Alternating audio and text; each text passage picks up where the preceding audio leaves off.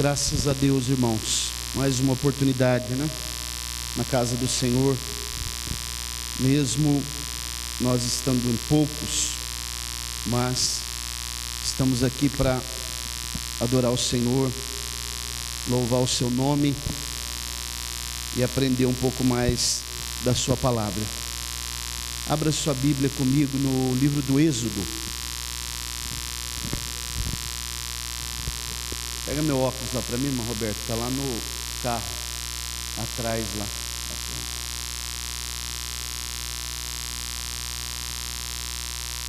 Livro do Êxodo, capítulo 25.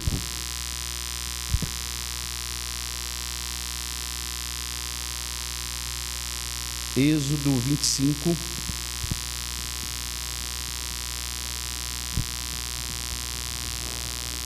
Vamos ler a partir do versículo 10.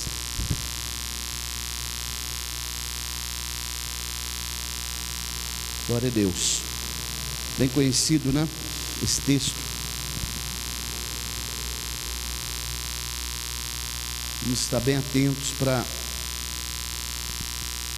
sermos instruídos pela palavra do Senhor. Quem achou Êxodo 25 a partir do versículo 10? Vamos ler a palavra do Senhor. Diz assim a santa, bendita e eterna palavra de Deus: e farão uma arca de madeira de acácia, 2,5 côvados será o seu comprimento, e 1,5 côvado a sua largura, e 1,5 côvado a sua altura. E revestirás de ouro puro, por dentro e por fora revestirás. Farás sobre ela uma coroa de ouro ao redor, e fundirás 4 argolas de ouro para ela. Colocarás nos seus cantos, em um dos seus lados ficarão 2 argolas, e no outro lado 2 argolas. Farás varas de madeira de acácia e a revestirás de ouro. Colocarás as varas nas argolas nos lados da arca, para que a arca seja carregada com elas. As varas estarão nas argolas da arca, não serão tiradas dela. Colocarás na arca o testemunho que eu te darei, e farás um propiciatório de ouro puro, de 2,5 côvados será o seu comprimento, e 1,5 côvado a sua largura. E farás 2 querubins de ouro de obra batida, os farás nas 2 extremidades do propiciatório, e farás um querubim em uma extremidade e outro querubim na outra extremidade do propiciatório. Fareis os querubins nas 2 extremidades. Os querubins estenderão suas asas ao alto, cobrindo o propiciatório com suas asas, e as suas faces olharão uma para a outra. Para o propiciatório estarão voltadas as faces dos querubins. E colocarás o propiciatório sobre a arca, e dentro da arca colocarás o testemunho que eu te darei. E ali me encontrarei contigo, falarei contigo de sobre o propiciatório, de entre os 2 querubins que estão sobre a arca do testemunho. Todas as coisas que eu te darei em mandamento aos filhos de Israel. Podemos dizer amém? Glória a Deus. Uma palavra, irmãos, aqui sobre a construção do tabernáculo, Nós já falamos muitas vezes aqui sobre o tabernáculo com os irmãos que estão na internet aí também já estão acostumados a ouvir a gente falar sobre o tabernáculo, que é uma construção muito importante que Deus ordenou a Moisés que fizesse, para que Deus pudesse habitar no meio do povo de Israel. Era uma tenda, eu já expliquei isso aqui várias vezes para os irmãos, né? Uma tenda móvel. E essa arca, que é um símbolo da presença de Deus no meio do povo, e que eu já expliquei várias vezes também, que uma coisa é a presença de Deus, outra coisa é o próprio Deus. A arca da aliança, chamada arca do concerto, ela é um tipo de Jesus, né? E essa arca, ela é muito importante, irmãos. Inclusive até hoje existem expedições de arqueólogos que tentam encontrar essa arca. E essa arca, ela nunca foi encontrada, porque Deus não quis, né, que ela fosse encontrada. Ela foi vista no santuário celestial, no céu. É claro que aquela que está lá no santuário celestial é a original, né? Aquela que nunca foi encontrada aqui, que ficava no tabernáculo de Moisés, é uma réplica, é um protótipo daquela que fica lá no céu. Então, essa arca que eu expliquei para os irmãos, e nós acabamos de ler aqui, que ela foi feita de madeira de cetim, de acácia, que é uma madeira especial, incorruptível, cheia de nós também, que eu já expliquei aqui várias vezes. Ela tipifica a natureza do ser humano. E essa arca foi revestida de ouro puro, porque mostra que mesmo com toda a nossa pequenez, fragilidade, todo aquele que se encontra com o Senhor, ele é revestido com a natureza de Deus, divina, né? É feito como se fosse uma fusão entre a nossa natureza caída, perecível, frágil, débil, e ela é revestida com a natureza de Deus. E essa arca, o propiciatório, que também já expliquei que era uma tampa, ficava sobre a arca. Esse propiciatório, ele tipifica o trono de Deus. Os querubins que estão sobre ele, sobre o propiciatório, eles ficavam olhando com a face voltada um para o outro, olhando para o propiciatório, como se fosse o Pai e o Espírito Santo olhando para a obra que Jesus concretizou aqui da salvação, a obra salvífica que ele concretizou na cruz do Calvário. Mas o que eu estou querendo com esse assunto aqui, falando com os irmãos? Eu quero falar com os irmãos, começar um estudo aqui hoje. Nós vamos estender algumas terças-feiras sobre alguns homens que tiveram o privilégio de visualizar ou ter uma visão do trono de Deus. Esses homens viram o trono de Deus, alguns deles, cada um numa circunstância, e eles tiveram experiências indescritíveis aqui, depois que eles viram o trono de Deus. E os irmãos perceberam o texto que nós acabamos de ler, no capítulo 25 do livro do Êxodo. Só para recapitular, o verso 10 diz que essa arca foi feita de madeira de acácia de 2 côvados e meio de comprimento. Isso nos dá aproximadamente 1,25 m, né? E tanto o comprimento como também a sua largura e a sua altura são iguais, mais ou menos aproximadamente 1,25 m de altura, de comprimento e de largura. Ela é quadrangular, né? Isso aqui é muito importante a gente entender isso.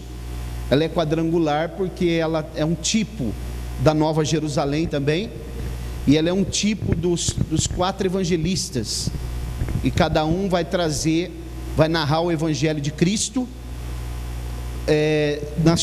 segundo a sua visão, segundo aquilo que eles observaram. Agora, os irmãos percebam, quando a gente olha para o versículo 10 e o versículo 17, a gente vai perceber uma coisa que eu já ensinei aqui, mas é bom a gente recapitular. Estejam com a Bíblia aberta para a gente entender isso. No versículo 10, ele fala sobre comprimento, largura e altura. No versículo 17, ele diz: farás um propiciatório de ouro puro, 2 côvados e meio será o seu comprimento, e 1 côvado e meio a sua largura. Só que os irmãos perceberam, eu já ensinei aqui, que não tem altura aqui. O propiciatório não tinha altura, porque também já ensinei que o nosso Deus jamais poderá ser medido pelos homens. Ninguém, irmãos, tem algum instrumento no mundo, na terra, algum tipo de aparelho tecnológico que pode medir a grandeza, o poder, a magnitude, né? O poderio, a dimensão do nosso Deus. Não é possível medi-lo, embora os homens de vez em quando tentem medir ele, né? De vez em quando a gente vê alguém tentando medir Deus, colocar Deus, limitar ele, né?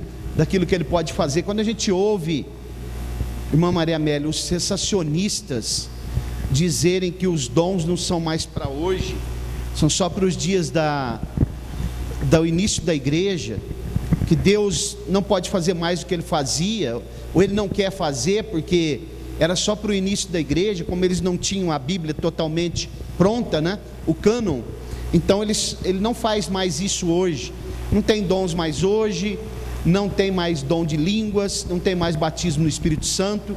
Alguns até creem que ele pode curar, mas diz que ele não pode ressuscitar mais hoje.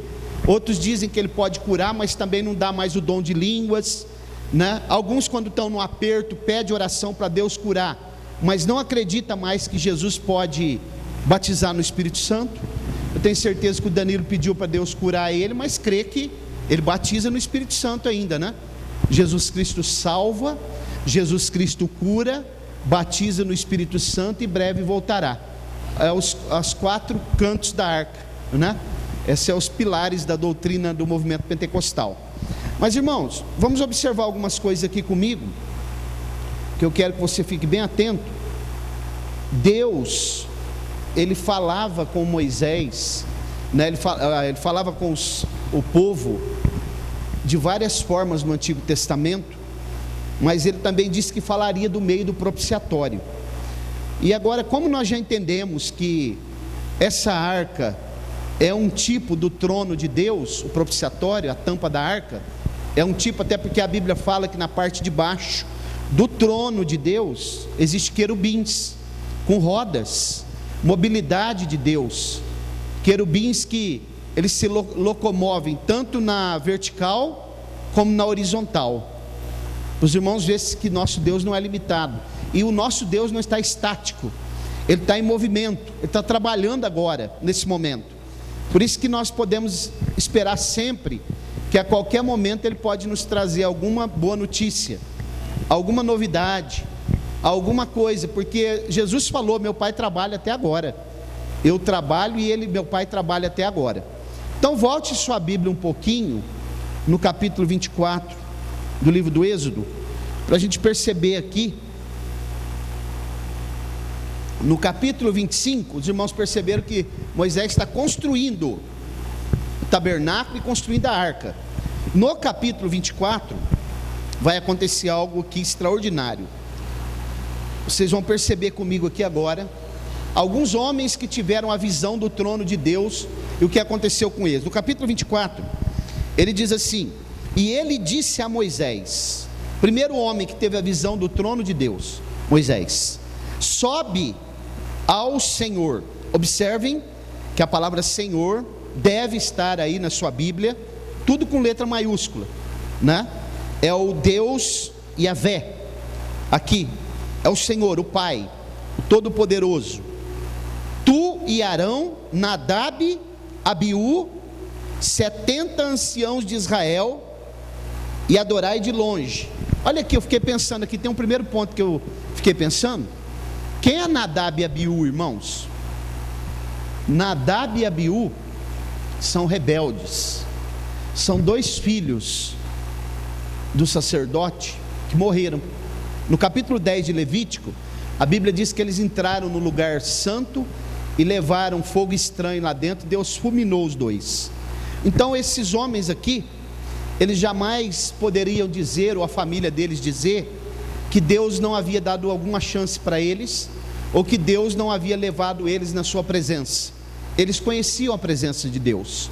Eles subiram no monte com Moisés. Até os rebeliados, Deus dá de vez em quando um lampejo dá para eles um panorama do que é Deus, da sua presença, do seu poder, da sua glória, da sua infinitude, dos seus atributos. Esses dois aqui que levaram fogo estranho, levaram porque quiseram levar, porque eles estão subindo aqui com Moisés no monte, vendo a glória, embora eles estejam de longe. Os 70 anciãos estão juntos. Esses 70 são aqueles que Moisés havia retirado do espírito dele, que Deus havia derramado sobre Moisés e colocado neles, e eles estão de longe, porque eles não podiam ir lá, até porque aqui o único que podia se aproximar lá era o próprio Moisés, e eles estão de longe. Mas o fato é que Deus está dando para eles oportunidades, e muitas pessoas que às vezes passam pela igreja, passam pela obra de Deus, dizem assim depois: não tive oportunidade. Tiveram oportunidade, o problema é que eles não conseguiram identificar o que Deus queria para eles. O que você que está na internet aí, talvez Deus já te deu uma oportunidade, Deus já te mostrou alguma coisa para você, mas talvez você viu, alguns até já receberam o batismo no Espírito Santo, receberam alguma coisa de Deus, mas não quiseram, né? Alguns até disseram assim: eu não quero isso para mim, porque não quer aquilo que vem de Deus. Se eu não quero algo que Deus tem para mim, Deus não vai me dar. E os irmãos, voltando, só para a gente concluir isso daqui, quando vocês leram o versículo 10, do capítulo 25 do Êxodo, como que a Bíblia diz aí no capítulo 25? Farão uma arca de madeira de acácia, 2 côvados e meio será o seu comprimento, 1 côvado e meio a largura, e 1 côvado e meio a sua altura. Quando a gente vai para o versículo 17, farás o propiciatório de ouro puro, de 2 côvados e meio será o seu. Por que o propiciatório tem 2 côvados e meio de comprimento? Porque a arca tinha 2 côvados e meio de comprimento, para ficar certinho, nem 1 milímetro, nem nada mais. Ele mandou fazer a tampa da arca exatamente do tamanho da arca. O que significa isso para nós aqui? Uma lição muito importante é que Deus, irmãos, Ele não dará nada mais para nós além daquilo que é nossa caixa. Essa caixa pode tipificar nós também, a nossa vida espiritual, além daquilo que nós podemos. Isso pode ser tribulação, Ele não vai dar uma tribulação além daquilo que nós suportamos, e pode ser honra também, dons espirituais, alguma coisa que vem dele. Ele não dará nada além daquilo. Mas fulano já está na igreja há tão pouco tempo, e ele já tem, dá uma olhada na caixa dele, tamanho que é, né? Uma vez eu fui até questionado por um irmão pastor, não é que não, viu, em Colina, mas aquele irmão chegou ontem na igreja, mas ele já é presbítero, ele já é diácono, o outro, né? Aí eu disse para ele: mas olha para a sua vida, como que está a sua vida? Você é cooperador ainda, não é? Sou. Por que você é cooperador ainda? Porque você ainda não deu motivo para que Deus ampliasse a tua tenda. E às vezes, irmãos, nós ficamos anos e anos na igreja e nós não conseguimos avançar. Como que diz lá em Oséias? Conheçamos o Senhor e prossigamos em conhecê-lo.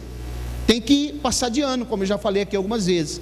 Então Deus, irmãos, não dará nada mais além para nós daquilo que a nossa caixa. Estou falando de modo espiritual aqui. Nem tribulação, porque sabe que nós não vamos conseguir mesmo, e nem honra. Alguns vão passar a vida toda na igreja e vão ficar naquela posição, estático. Então, voltando para o capítulo 24, percebam que Nadab e Abiú tiveram a chance dele. Primeira oportunidade que eles tiveram, Danilo, eles levaram fogo estranho diante de Deus. Ele já não tinha subido no monte, não tinha visto Deus, o Deus de Israel, eram de família sacerdotal. No versículo 2 do capítulo 24, somente Moisés se aproximará do Senhor, mas eles não se aproximarão, nem subirá o povo com ele. Observem, Moisés era o homem que tinha prerrogativa para se aproximar da presença de Deus, mas os outros também estavam de longe observando. O povo, nem pensar. Quer dizer, esses cidadãos, Nadab e Abiú, os 70 anciãos, eram privilegiados. Quando Deus nos der algum privilégio, irmãos, vamos ter sintonia, sensibilidade, para perceber que Deus está querendo nos entregar alguma coisa a mais, alguma coisa. Agora, se eu ficar preso em algumas coisas, né, das minhas tradições, do meu vocabulário antigo, ou dos meus costumes antigos, que eu fazia lá no mundo, algumas coisas que talvez eu tenha um conceito equivocado, e eu jamais vou me dobrar e dizer assim, não, realmente isso daqui eu preciso mudar. Porque às vezes nós temos um conceito de alguma coisa que nós aprendemos no início da nossa carreira no Evangelho, e nós falamos, eu aprendi assim, eu não vou mudar. Nós vamos ficar patinando, irmãos, nós vamos patinar. Tem pessoas que não se dobram, jamais se dobrarão, porque eles acreditam, não, eu sou muito espiritual, e eu jamais vou me dobrar diante disso. Isso vale para você que está na internet também, né? Não, eu tenho um conceito assim, aí eu volto batendo naquela mesma tecla, mas quando a coisa aperta, aí eu fico mais humilde, não é? Aí eu quero que Deus haja. Quando passa a tribulação, aí eu novamente volto a ser aquele homem de dura cerviz, não se inclina, não quer servir a Deus, mas do jeito dele. Nós não podemos servir a Deus do nosso jeito, o jeito tem que ser dele. Ele é que é Deus. Se eu quiser servir a Ele do meu jeito, pastor Mauro aqui, ó, então o Deus sou eu. Deus não aceita, irmãos, Ele não vai querer. Observe, versículo 3, do capítulo 24. Vou mostrar para vocês aqui, ó. E somente Moisés se aproximou, verso 2. Mas eles não se aproximaram, nem subirá o povo com ele. Moisés veio e disse ao povo todas as palavras do Senhor e todos os juízos, e todo o povo respondeu a uma voz e disse: todas as palavras que o Senhor disse, nós faremos. Vocês estão prontos para fazer o que Ele falar, o que Ele nos instruir, à luz da sua palavra? Sim ou não? Estão prontos? E irmãos, isso que eu estou falando para vocês é tão certo, que Deus jamais nos dará alguma coisa além daquilo que nós merecemos. Não é merecer no sentido de conquista, estou falando assim, no sentido da nossa, o avanço da nossa vida espiritual, na medida que nós vamos progredindo. Eu fiquei pensando um pouco, vamos refletir comigo aqui, ó, sobre Davi. Davi, irmãos, os irmãos já conhecem a história de Davi, né? Davi foi o maior rei que Israel já teve. Quando Davi enfrenta Golias, os irmãos já sabem essa história de cor. Ele vai enfrentar um homem com aproximadamente quase 3 metros, né? 2,86 metros mais ou menos de altura. Nem o homem mais alto do mundo hoje se aproxima. Acho que tem 2,30 metros e poucos lá. É um que morreu, era um chinês que morreu há pouco tempo. Agora, ele mata aquele gigante. A Bíblia mostra que aquele homem tinha uma lança, que era como o eixo do tecelão, era muito afiada. Essa lança, ela pesava em torno de 7 a 8 quilos. A espada de Golias, ninguém sabe definir até hoje, mas talvez há uma conjectura que ela pesasse entre 15 e 16 quilos, a espada. E todo o aparato que Golias usava pesava entre 46 e 54 quilos, quer dizer, mais do que um saco de cimento. Os irmãos veem se esse homem era forte, e para ter mobilidade numa guerra com todo esse peso, não é para qualquer um, né? Pode pegar qualquer um, irmãos, qualquer soldado do exército americano, qualquer mais preparado, se colocasse diante de Golias para lutar com ele, não tinha nem graça, ia ser abatido, qualquer um, a não ser que tivesse com uma arma dessas de hoje, muito letal, né? Para derrubar Golias somente com um fuzil desses que nós vemos .50 que derruba helicóptero, senão não tinha nenhuma chance. Davi vai e derruba ele com uma pedra, porque Deus fez. Agora, irmãos, você sabe qual que era o grande troféu de Davi? Não era a cabeça de Golias que ele levantou no arraial, era a espada de Golias. E a Bíblia diz que Davi pega aquela espada, corta a cabeça dele, mas a espada não fica com Davi. A espada vai para a mão do sacerdote, e ele leva essa espada, envolve ela num éfode, é uma estola sacerdotal, e guarda atrás, guarda lá no tabernáculo. Olha que coisa interessante, irmãos. Davi não poderia ter pego essa espada na hora? O que vocês acham? Era o troféu dele, era costume entre os guerreiros, quando ele matava o outro, ele pegava a espada dele, está aqui, ó. Mas ele não pegou. Mas a Bíblia diz, quando você vai comparar, Davi mata Golias no capítulo 17, por ali, do primeiro livro de Samuel. Passa-se aproximadamente quase 19 anos. Davi então, lá no capítulo 21 do primeiro livro de Samuel, ele está fugindo de Saul, ele chega lá no tabernáculo, no templo, e a Bíblia diz que ele se encontra com o sacerdote. Vamos ler esse texto? No capítulo 21 do primeiro livro de Samuel. Olha como a Bíblia é fabulosa, né? Glória a Deus, que palavra linda, irmãos. Primeiro livro de Samuel, no capítulo 21, do capítulo 17, que é quando ele vai matar Golias, né? Primeiro livro de Samuel, do capítulo 17 até o capítulo 21, passaram-se aproximadamente aí 18, 19 anos, para os irmãos entenderem aqui. Que interessante, ele, no 21, diz assim a palavra do Senhor: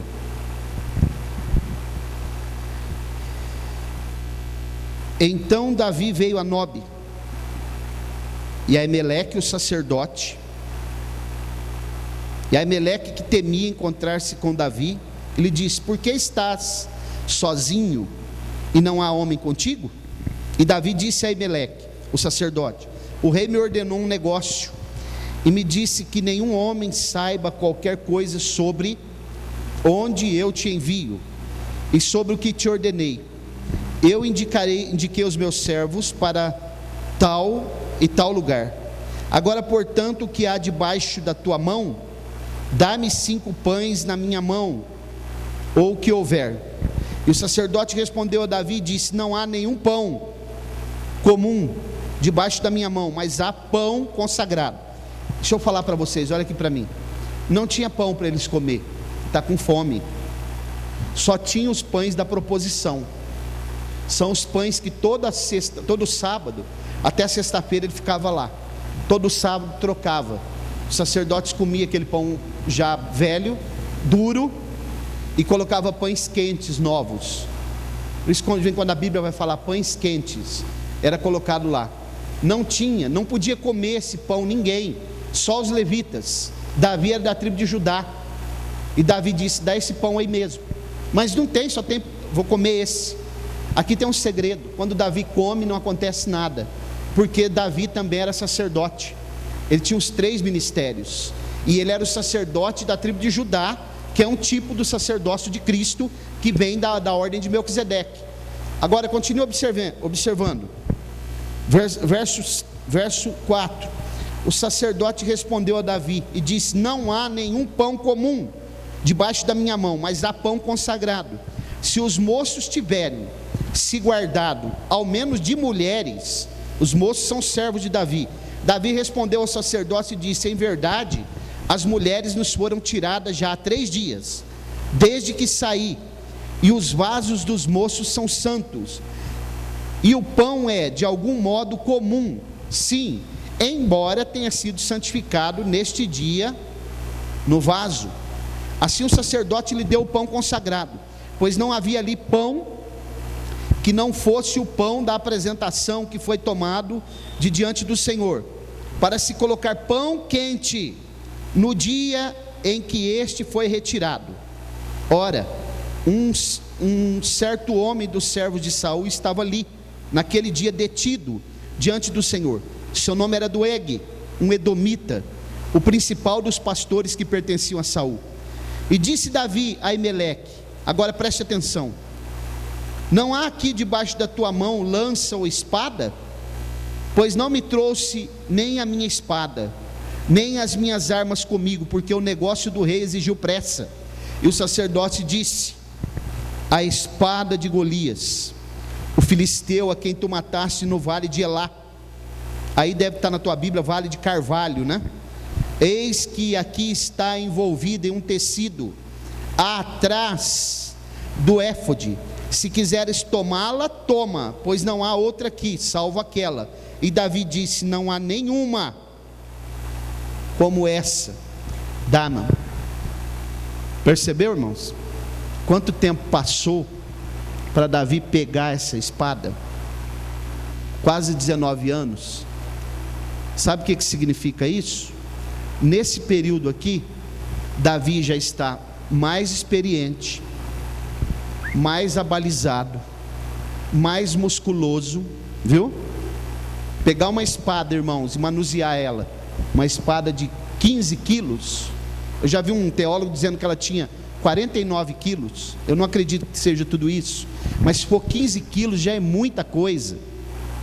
Davi está preparado agora.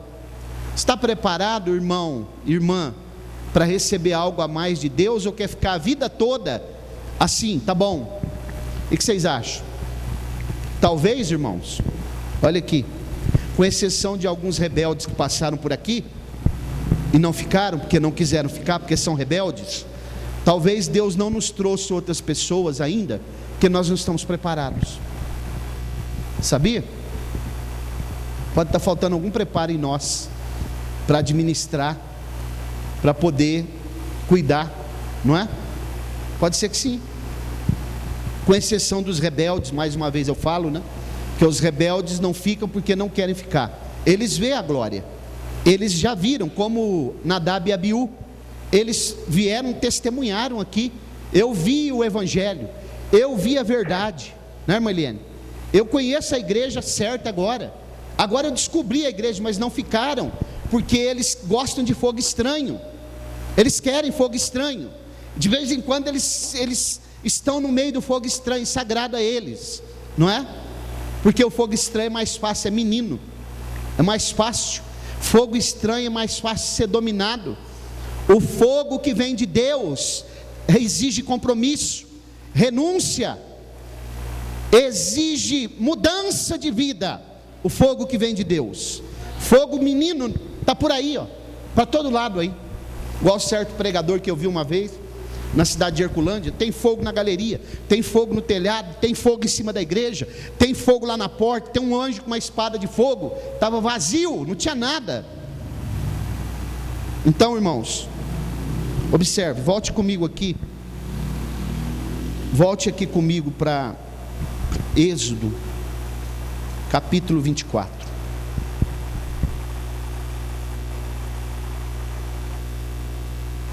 Eu fiquei pensando aqui, né? Lembrando, se essa arca realmente, nós sabemos e a Bíblia relata que ela é um tipo do trono de Deus. Vamos imaginar aqui o templo de Salomão, como ele era suntuoso, todo iluminado, com 10 candeeiros. Na frente do templo de Salomão não tinha só uma bacia de bronze, Danilo, como no tabernáculo, tinha 10 bacias, e ainda tinha um mar de fundição, que era desenhado bois, uma piscina cheia de água, e esse templo cheio de pedras preciosas, maravilhoso. Esse templo de Salomão que existe hoje aí, nem chega perto. Agora, esse templo de Salomão era um tipo do Cristo na glória, com o Pai. Quando esse templo é destruído, em 605 por Nabucodonosor, é reconstruído aquele templo que os irmãos já sabem, de Zorobabel, que foi profetizado que a glória da segunda casa seria maior que a primeira, porque ele nem chegava nos pés. Quando os anciãos olharam e viram aquele templo, pensaram: esse templo aqui nem compara com o templo de Salomão, porque ele é um tipo do Cristo encarnado.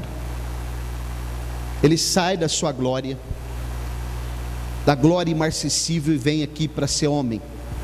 Por isso que o templo de Zorobabel ele é inferior ao templo de Salomão. Jesus vai falar sobre isso, sabia? Abra sua Bíblia comigo em João 17, verso 5. Jesus vai dar um panorama sobre isso que eu estou falando. O templo de Salomão, tipo do Cristo na glória. O templo de Zorobabel, tipo do Cristo como homem encarnado. 17, 5 de João. Olha que o próprio Jesus vai falar. Glória a Deus. A Bíblia está interligada, conectada, né? Basta a gente ficar olhando. Depois de assim falar, Jesus, levantando os olhos ao céu, disse: Pai, é chegada a hora. Glorifica teu filho, para que também o filho te glorifique, assim como lhe deste autoridade. É o 25 aí?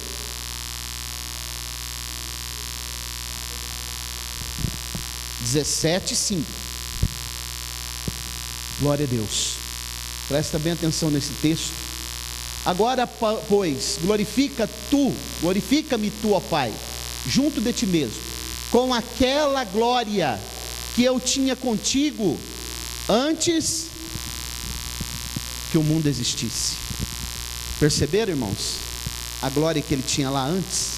Por isso que o templo de Salomão era mais suntuoso, em comparação ao segundo templo de Zorobabel, bem inferior, né? A glória dele era muito maior. E a Bíblia diz, Paulo diz em Filipenses 2, né, a partir do versículo 8, que ele despiu-se, sendo em forma de Deus, não usurpou o ser igual a Deus, antes aniquilou-se a si mesmo, despiu-se da sua glória, né, e se fez servo, e sendo em forma de homem, ele foi mais além ainda, humilhou-se mais ainda em forma de servo, indo até a morte de cruz. Jesus, o Rei dos Reis, o Senhor dos Senhores, o Todo-Poderoso, se humilhou, e nós não queremos nos humilhar. O orgulho é terrível, né? Nós não queremos nos dobrar, somos orgulhosos.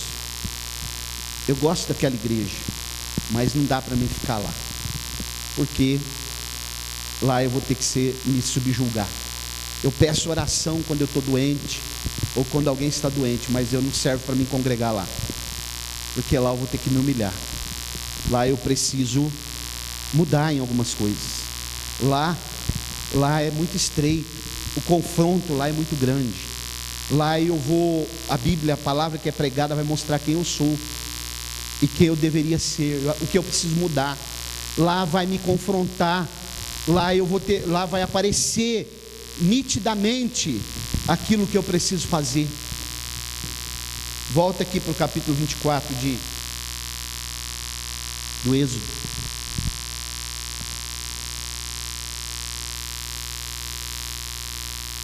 Glória a Deus.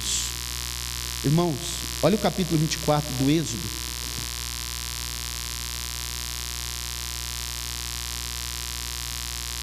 Verso 4. E Moisés escreveu todas as palavras do Senhor, e levantou-se de manhã cedo, e construiu um altar sobre o monte, e 12 pilares, segundo as 12 tribos de Israel. E ele enviou jovens dos filhos de Israel, que ofereceram ofertas queimadas, e sacrificaram ofertas pacíficas, e bois ao Senhor. Olha, irmãos, você está percebendo uma coisa aqui? Ele levou jovens não podia ir. Você percebeu como que a obra do Senhor, ela tem lugar para todos? Se os jovens ouvissem a palavra de Deus, você que está na internet, se você é jovem, ouça essa palavra. Deus quer te usar. Deus tem lugar na obra dele para as crianças, para os jovens, para os adolescentes, para os anciãos, para as irmãs do círculo de oração. Olha aqui, irmãos, Moisés levou os jovens para que eles também cultuassem, para que eles oferecessem ofertas pacíficas, bois ao Senhor. Isso aqui dá uma mensagem para congresso de jovens excepcional. Os jovens de hoje não querem, eles querem entretenimento, balada gospel. Se eles soubessem o que é estar diante do Senhor, se consagrar diante dele, entregar sua vida, ser usado pelo Senhor, se eles soubessem. Moisés, verso 5, 6. Moisés tomou a metade do sangue, colocou em bacias. Quanto ele pegou? Metade. Aspergiu sobre o altar. Bacias aqui é 2 bacias, viu? Verso 7. Tomou o livro do pacto, ou da lei, ou da aliança, e leu aos ouvidos do povo. E eles disseram: tudo que o Senhor tem dito faremos e seremos obedientes. Observe, que livro Moisés pegou para ler nos ouvidos do povo? A revista Veja? Ele pegou o livro de Mórmon? Pegou o livro, o Código de Hammurabi, que já existia na época? Pegou os livros antigos, o livro das guerras, que a Bíblia fala sobre ele, livro das antiguidades? Pegou o livro da aliança, da lei, do pacto, leu? Por isso que eu estou fazendo questão de ler a Bíblia aqui nessa noite, para que entre nos nossos ouvidos e nós obedeçamos. Porque quando ele leu, eles disseram: nós vamos obedecer e fazer tudo, seremos obedientes. Irmãos, por que será que nós lemos a Bíblia, ensinamos a Bíblia, pregamos, e assim mesmo nós não obedecemos?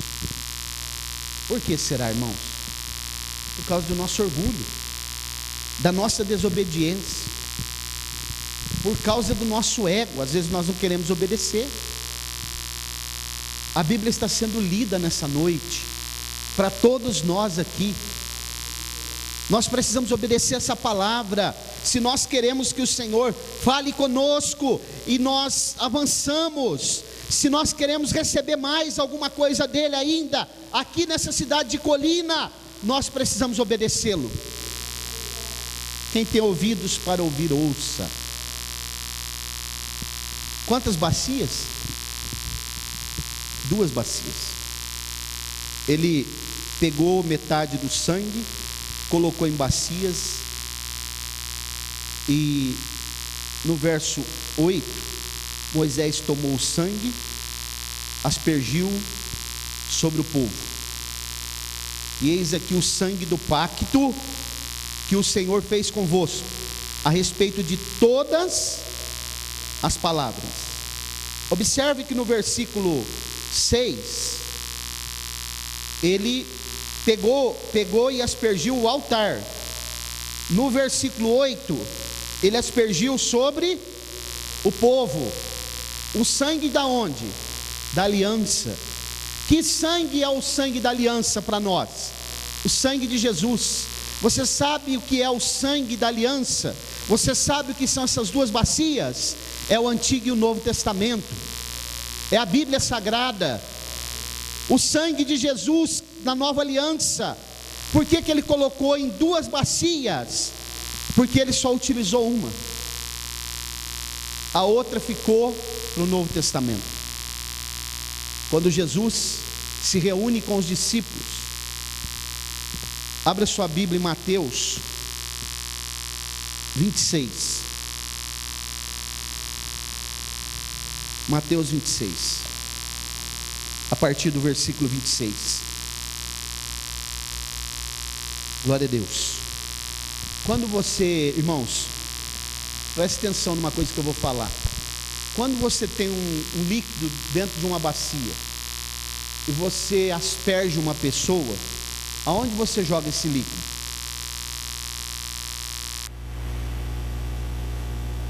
Espargir ou aspergir é a mesma coisa. Se você tem um líquido numa bacia, num recipiente, você vai aspergir uma pessoa, um objeto, você joga sobre aquela pessoa. Ele aspergiu o altar, depois aspergiu sobre o povo. Agora, a bacia que Jesus usou no Novo Testamento para colocar o sangue, que Moisés não usou, ela é diferente. Leia comigo, Mateus 26, 26. Enquanto comiam, Jesus tomou o pão e, abençoando, partiu e deu aos discípulos e disse: tomai e comei, isto é o meu corpo. 27. Tomando o cálice, deu graças e deu-lhe, dizendo: bebei todos dele, porque isto é o meu sangue do novo ou nova aliança, que é derramado por muitos para remissão dos pecados. Moisés aspergiu, Jesus deu para o povo beber, tomar. Novo Testamento é mais profundo, a limpeza é interna. Quando nós participamos da ceia, nós bebemos o símbolo do sangue, e ele nos purifica por dentro, porque a bacia que Moisés usou era para aspergir só por fora, mas Jesus nos limpa por dentro. Ele transforma o homem por dentro, ele começa a limpar o homem por dentro. O sangue de Jesus é mais poderoso do que o sangue que era derramado no Antigo Testamento, porque ele não limpa o homem só por fora, ele limpa por dentro. Volte para Êxodo 24. Glória a Deus. A experiência de se ver o trono de Deus. Mas pastor Mauro, como que o senhor está falando que Moisés viu o trono de Deus? Nós vamos ver. Êxodo 24. Acompanhe comigo.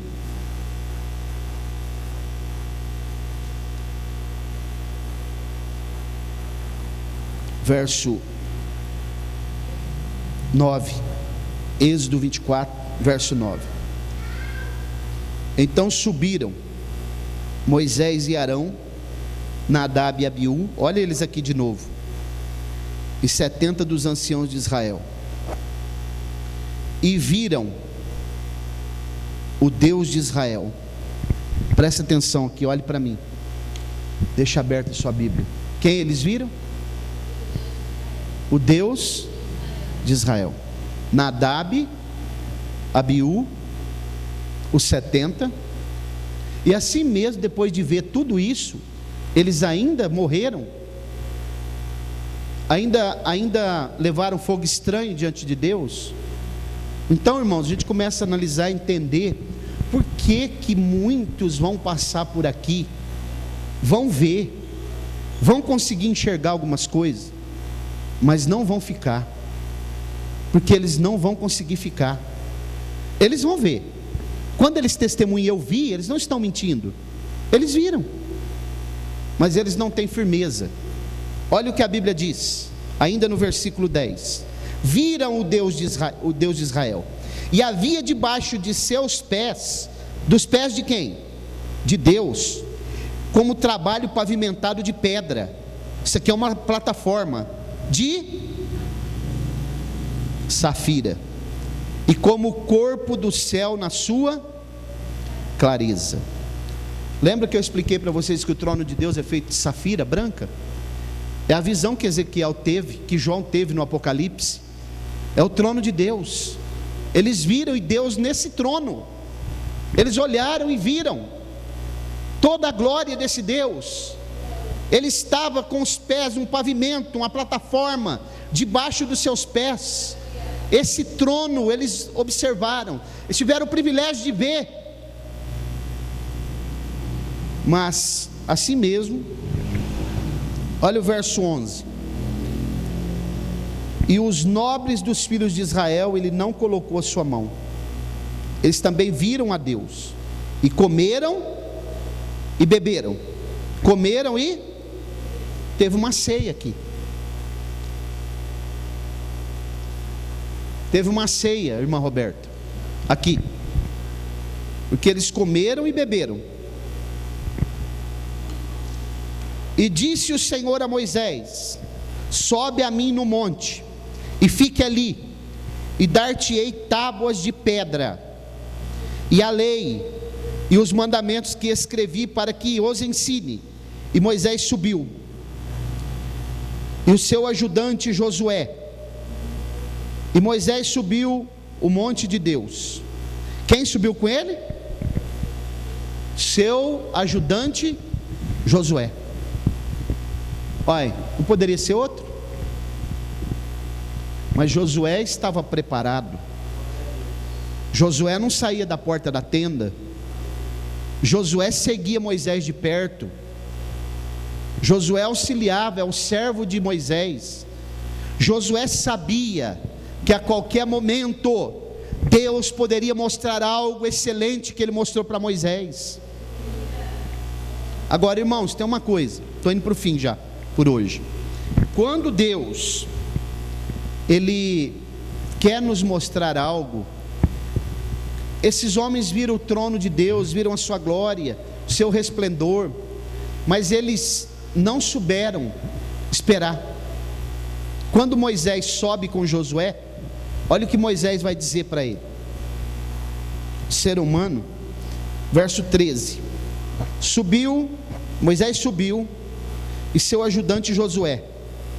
Moisés subiu o monte de Deus, e disse aos anciãos: esperai por nós aqui, até que voltemos a vós. E eis que Arão e Hur estão convosco. Se algum homem tiver qualquer negócio a fazer, ache-se a eles. Olha aqui, eu estou subindo, eu e Josué, mas eu vou deixar alguém responsável aqui. Se tiver algum problema, vocês têm que esperar. Nós sabemos esperar, irmãos? Se tiver algum problema, já tem as pessoas que eu deixei designado para vocês procurar. O problema é que às vezes, irmãos, nós temos uma dificuldade, né? Você vai procurar tal pessoa, aí a pessoa vai procurar outro.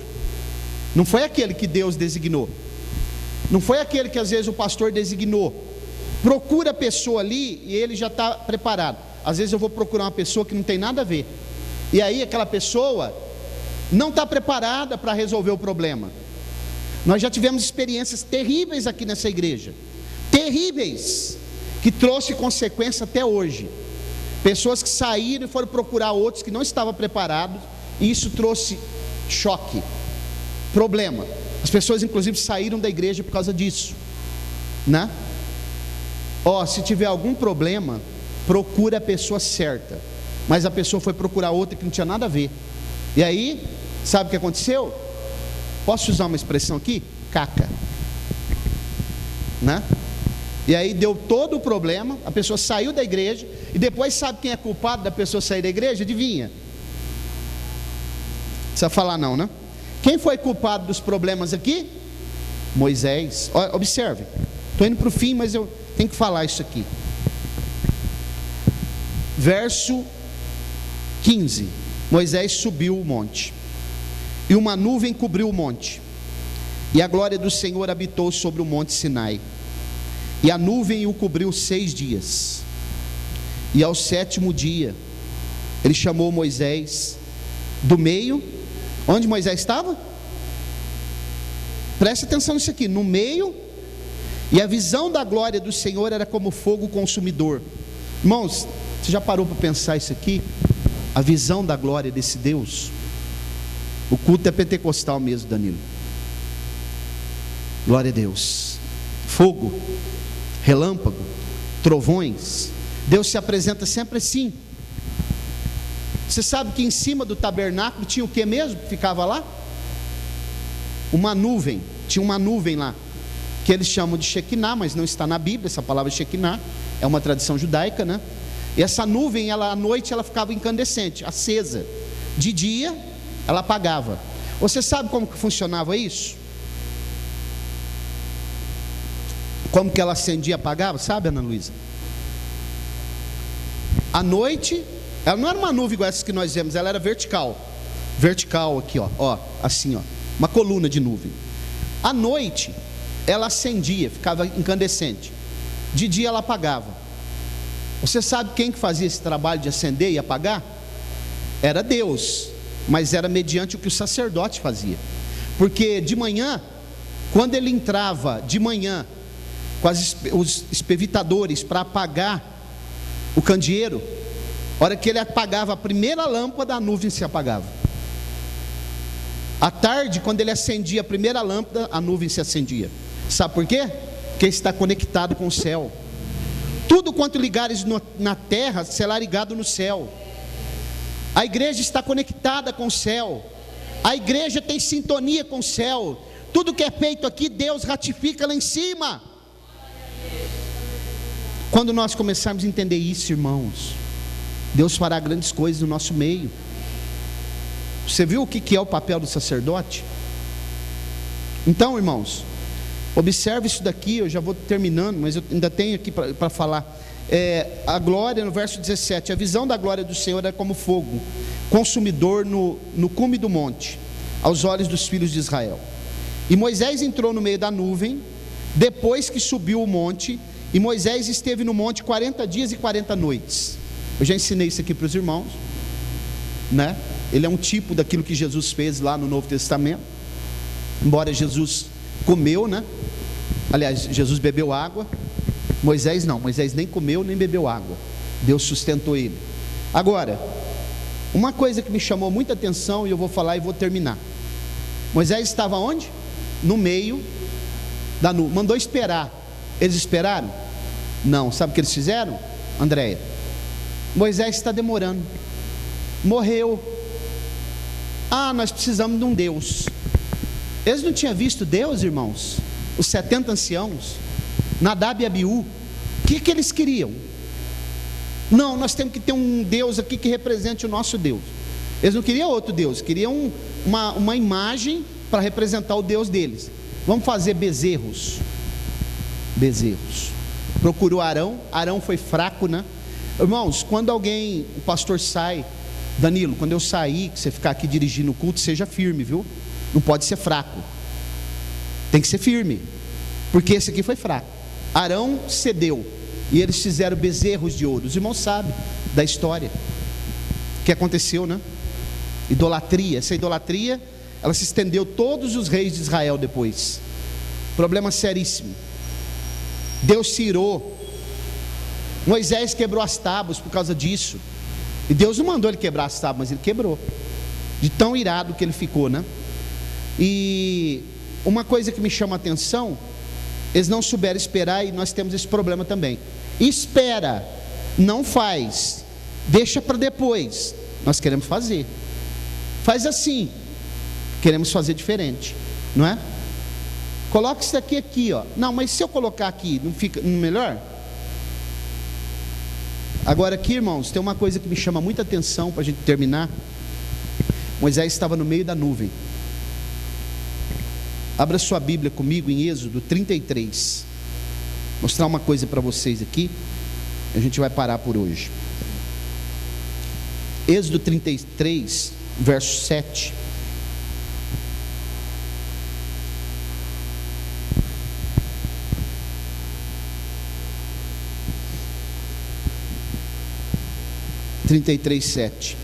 Moisés tomou o tabernáculo, armou fora do acampamento,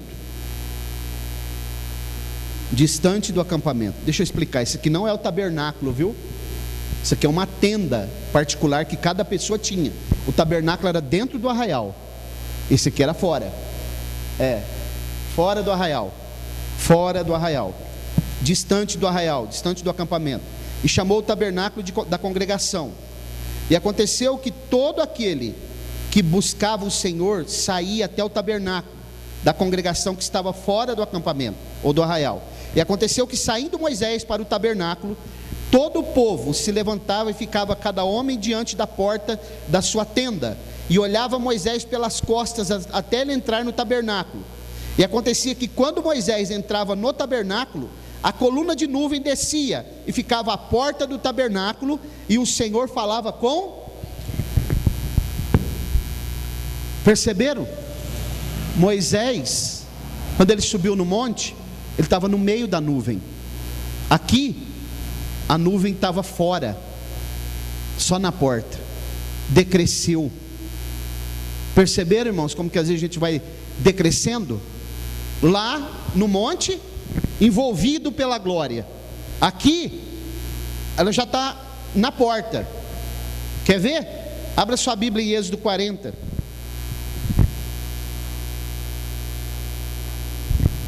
Olha o versículo 34.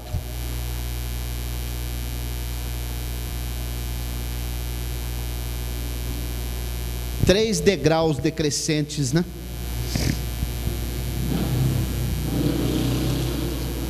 Os irmãos sabem que o tabernáculo ele é feito de dentro para fora, né? no capítulo 40, é quando ele é montado de dentro para fora. Quem é que entrou lá para colocar a arca dentro do lugar santíssimo? Quem foi, irmãos? Moisés, dentro do lugar santíssimo. Ele entrou, ele fez tudo, ele era acostumado a ver a glória de Deus. Ele que subiu primeiro no monte lá para ver a glória de Deus. Deus falou com ele, antes de Arão o sacerdote era ele. Depois que ele vai ungir Arão, ele não é mais o sacerdote. Observem o versículo 34 do capítulo 40. Então uma nuvem cobriu a tenda da congregação, e a glória do Senhor encheu o tabernáculo. E Moisés não podia entrar na tenda da congregação, porque a nuvem permanecia sobre ela, e a glória do Senhor enchia. Agora ele já está fora, não podia nem entrar mais. Viu como ele foi decrescendo? Lá no monte, envolto pela glória. Na tenda particular dele, ela ficou na porta, e aqui ele não pôde entrar. E aqui tem duas lições para a gente entender. Primeiro, que eu tenho que tomar muito cuidado com a minha vida espiritual, para não decrescer. Uma hora nós está envolto pela glória de Deus, outra hora já está lá na porta, outra hora já está longe. Segunda lição: por que Moisés não pôde entrar aqui mais? Porque agora quem podia entrar aqui era só Arão. Moisés era o líder de Arão, mas agora Arão era o sumo sacerdote. E nós precisamos entender, irmãos, respeitar a hierarquia. Tem pessoas que têm dificuldade com hierarquia. Tem pessoas, vocês sabem. Inclusive, um dia nós até conversamos, né, Ana Luísa, sobre isso, Danilo, que tem pessoas que passaram por essa igreja aqui e não ficaram, porque não conseguem respeitar a hierarquia. Tem dificuldade de respeitar a hierarquia. Ora, Moisés era acostumado, poderíamos dizer assim, se fosse hoje, Moisés era o canela de fogo, era o mais espiritual. Porque tem pessoas que acreditam mesmo que ele é mais espiritual que o outro, e às vezes ele é tão espiritual que ele não quer respeitar nem a hierarquia, porque ele acha que Deus fala direto com ele. Então aqui Moisés, irmãos, era o líder de Arão. Moisés consagrou Arão. Moisés foi quem separou Arão para o ministério e aspergiu a cabeça dele para ser sacerdote. Mas agora ele tinha que respeitar, porque o sumo sacerdote agora era Arão. Quem podia entrar lá? Arão. Ele não. Ele montou o tabernáculo, ele fez tudo aquilo que Deus mandou. Mas agora chegou o momento, Deus está dizendo para ele: agora Moisés é Arão. Perceberam, irmãos?